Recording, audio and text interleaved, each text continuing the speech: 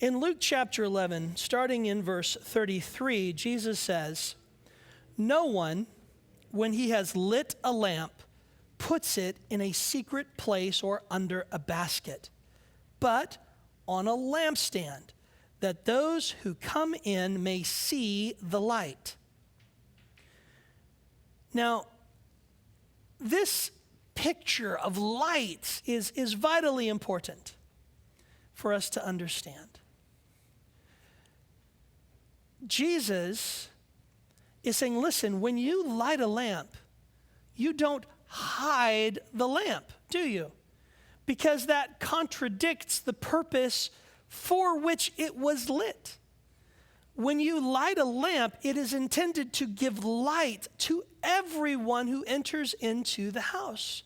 So you don't put it under a basket or hide it under a bed. You lift it up and you put it on a lampstand so that its light can radiate out and so that people can see. Yes?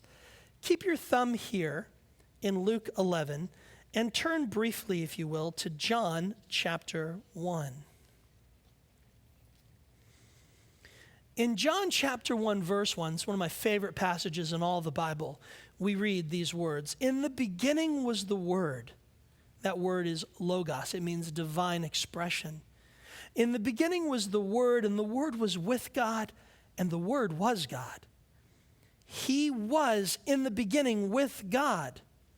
All things were made through him, and without him nothing was made that was made." Clearly, we're talking about Jesus here, yes?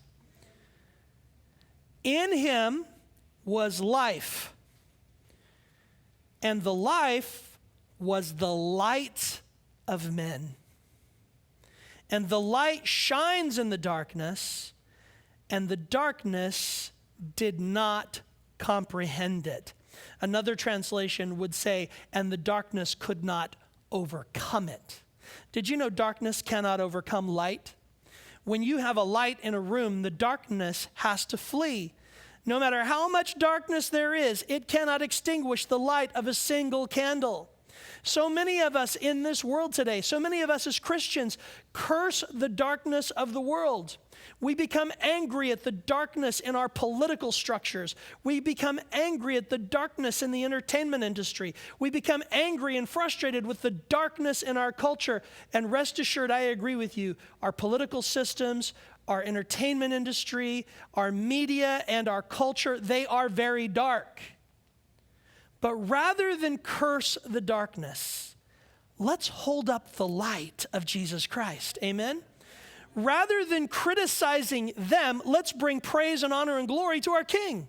Because here's what's happening. The more we lift up Jesus, the more the darkness will flee. Amen? Our job is not to curse the dark. Our job is to lift up the light and let it shine in, from, and through our lives. The light isn't to be kept under a basket. "Oh, I can't speak about my faith. Oh, I don't want to offend anybody. Oh, I need to be quiet about what Jesus has done for me because people don't want to hear that." You know what? Who cares what people want to hear? I don't care about what they want to hear. I care about what they need to hear. And you know what? When you're sitting in darkness and someone brings light into that room, yeah, it hurts your eyes. But in time, you'll be able to see. Amazing grace, how sweet the sound that saved a wretch like me. I once was lost, right? But now I'm found. I was blind, but now I see. Jesus is the light of the world.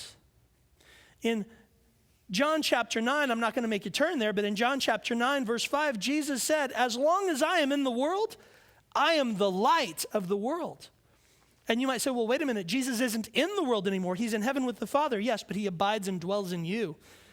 And so the light of Christ is to shine through you. Amen? Through you, through me, through us. We are the light bearers in a dark and dying world.